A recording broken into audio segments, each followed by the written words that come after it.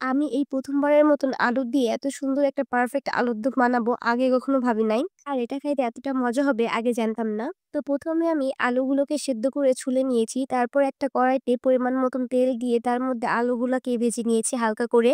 তারপর একই কড়াইতে পরিমাণ মতন তেল দিয়ে তার মধ্যে পেঁয়াজটাকে হালকা নরম করে ভেজে নিব। তার মধ্যে দিয়ে দিব রসুন বাটা। আর এই রসুন বাটাটাকে হালকা একটু ভেজে নিতে হবে। তারপর দিয়ে দিব আদা, জিরা, গরম মসলা একসাথে এই বাটাটা।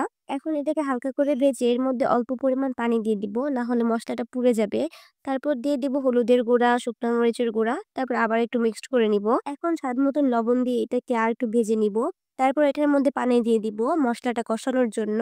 আর মসলাটা ততক্ষণ পর্যন্ত কষাবো যতক্ষণ পর্যন্ত না তেল উঠে আসবে। আর তেল উঠে আসলে তার মধ্যে দিয়ে দিব আগে থেকে ভেজে রাখা আলুগুলো।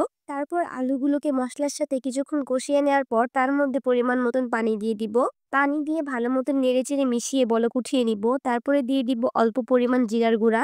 তারপর সবশেষে দিয়ে দিব স্বাদের মসলা বা ম্যাগি মসলা যেকোনো একটা মসলা দিলেই হবে। আর এই স্বাদের মসলাটা দিয়ে দিতে হবে নামিয়ে নেওয়ার ৫ মিনিট আগে। তো রেডি আমাদের আলুর দমটা দেখেই বোঝা যাচ্ছে কতটা পারফেক্ট হয়েছে আর খাইতে অনেক বেশি মজার।